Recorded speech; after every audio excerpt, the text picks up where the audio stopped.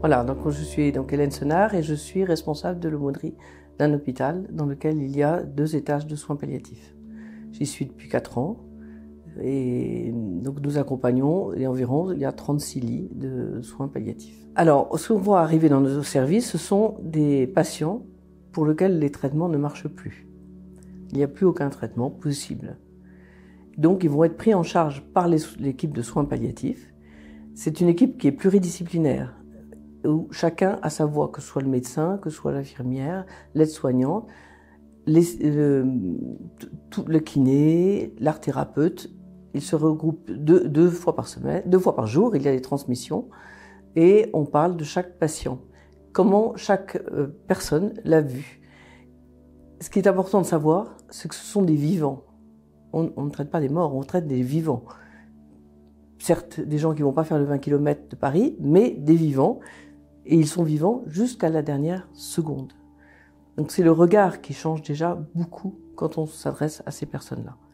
Donc on les voit arriver souffrants des traitements qu'ils ont eus, épuisés, et c'est la douleur qui va être prise en charge, principalement, puisque ce sont des personnes qui souvent souffrent énormément, la douleur va être prise en charge et tout l'accompagnement médical et spirituel va pouvoir se mettre en place pour accompagner le patient, mais aussi toute la famille. Parce que c'est important, voilà, la famille, elle est désemparée quand ils arrivent en soins palliatifs, parce qu'ils savent que c'est la fin. Le patient n'est pas toujours tout à fait conscient de ce qui va arriver, pas toujours, mais souvent, mais la famille, elle sait ce qui va se passer. Donc c'est une prise en charge à la fois du patient et de la famille. L'aumônerie, maintenant, vous n'avez plus le droit de rentrer dans les chambres quand vous n'avez pas été appelé. Et donc, quand j'arrive dans le service, je vais toujours voir les médecins et infirmières, et il y a un tableau qui m'indique les chambres des personnes qui ont demandé la visite de l'aumônerie. Alors c'est assez difficile parce que quand on propose l'aumônerie à quelqu'un qui arrive en soins palliatifs, où il a une foi qui est profonde et l'Église ne lui fait pas peur, entre guillemets, où il se dit que c'est vraiment la fin, et là, il dit « non, pas tout de suite, je ne suis pas encore, pas encore ». Et voilà. Mais on ne peut pas faire plus, on ne peut pas entrer dans la chambre de quelqu'un qui ne l'a pas demandé. C'est une barrière, c'est un peu dur, mais c'est comme ça. Alors tout dépend de l'entente que l'on a aussi avec les médecins et les infirmières. En principe, ils sont chargés de demander à la famille s'ils veulent la visite de l'aumônerie. Mais une fois qu'on est rentré dans la chambre du patient, on se présente comme l'aumônerie catholique. On leur explique effectivement ce qu'on peut faire et puis on prend, voilà, on commence à parler ensemble. C'est une visite, entre guillemets, d'amitié au départ. Et puis on accompagne. Et souvent la famille est là, hein, parce que la durée dans un service soins palliatifs, c'est autour de 8 jours, pas tellement plus. Donc la famille est très présente, ils peuvent dormir sur place aussi.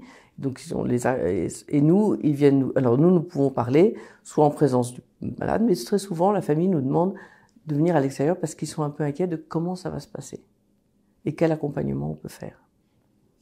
Et en fait, pour un médecin qui soigne donc ce patient, c'est très très dur d'accepter. C'est quelque chose qu'on voit pas toujours.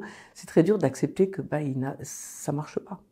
Donc souvent, ils les gardent un peu trop longtemps. C'est ce qui est dommage, et c'est pour ça que c'est important de faire connaître les soins palliatifs, parce que la prise en charge pluridisciplinaire est très apaisante pour le patient et pour la famille. Quelquefois, il n'y a aucune communication. La personne que je vois en ce moment, il n'y a aucune communication possible. Juste, je suis là. Souvent, grâce à mon petite application de téléphone, je lui passe de la musique, et avec les yeux, on arrive à voir si elle suit. Mais vous savez, une fois, je suis rentrée dans une chambre d'une personne qui était complètement prostrée dans son lit, disait rien, il n'y avait rien sur la table, pas une photo, rien. Rien ne s'est raccroché. Donc j'étais à côté, et puis vous savez, il y a le chapelet qui est merveilleux, c'est une présence silencieuse. Et au bout d'un quart d'heure, je lui dis « Madame, je viendrai vous revoir demain ». Et à ce moment-là, elle me dit « Vous partez déjà ?» Elle n'avait rien dit. J'espère que justement les gens vont se rendre compte de ce que c'est, de l'apport des soins palliatifs. Toutes les familles qu'on a accompagnées sont éternellement reconnaissantes à l'hôpital où je suis et reconnaissent la gentillesse, l'accompagnement. C'est quelque chose de merveilleux. Là, on accompagne des gens, il y a des situations qui sont terribles au moment de la mort, il y a des réconciliations qui sont faites. J'ai assisté à des réconciliations mais extraordinaires. C'est vraiment un moment important d'accompagner jusqu'au bout. Une personne l'autre jour est venue, au mois de juin, elle a demandé l'euthanasie. Mais bon, il n'y a pas d'euthanasie à l'hôpital, hein, en soins palliatifs. Il n'y a pas en France, de toute façon. Et bien, elle est repartie chez elle au bout de 3 semaines. Parce qu'elle avait repris, on s'était occupé d'elle, on l'avait entourée, son mari également. Et finalement, elle a repris de la force, elle a repris du courage. Elle n'était pas tout à fait en fin de vie et elle est repartie chez elle. Ben, c'est merveilleux de pouvoir les accompagner comme ça. Même si au début, elle avait dit non, l'aumônerie, pas vraiment. Oh, puis finalement, je passais leur faire un petit coucou. Puis finalement, de fil en aiguille, on a lié des liens. Alors c'est vrai, c'est éphémère, hein, ça ne dure pas très longtemps, mais c'est un très bon moment. Dans notre hôpital a été tourné pendant le Covid un film sur les soins palliatifs. Ça a duré pendant 1 année. C'était pendant le Covid, alors du coup, nous, on ne pouvait pas être là. Mais ils ont accompagné et ce film est absolument formidable. Et donc, l'année dernière, le prêtre de ma paroisse m'a demandé de venir témoigner auprès des élèves de terminale. 150 élèves parlaient des soins palliatifs. Il n'y avait pas une mouche qui volait. Je leur ai passé des petits extraits du film. Je leur ai demandé au début, c'est quoi les soins palliatifs pour vous? Quel est le mot auquel vous accrochez, soins palliatifs? Ils ont quasiment tous dit la mort.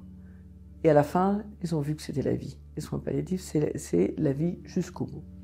Et donc je pense que par le biais des écoles, c'est pas mal. Et puis moi j'aimerais qu'effectivement les gens ne sachant pas ce que c'est que les soins palliatifs, ça serait bien qu'il y ait des groupes qui en parlent, mais dans peut-être les paroisses, qu'on vienne montrer ce que c'est que les soins palliatifs. Effectivement, moi dans mon équipe de bénévoles, j'ai justement demandé à ma paroisse d'à côté, pour renforcer mon équipe, de venir. Et là j'ai cet après-midi quelqu'un qui va venir, je vais lui montrer ce que c'est que les soins palliatifs. Voilà, petit à petit. Alors, il y a la prière de Charles de Foucault. Mon père, je m'abandonne à toi. Ça, c'est une très belle prière.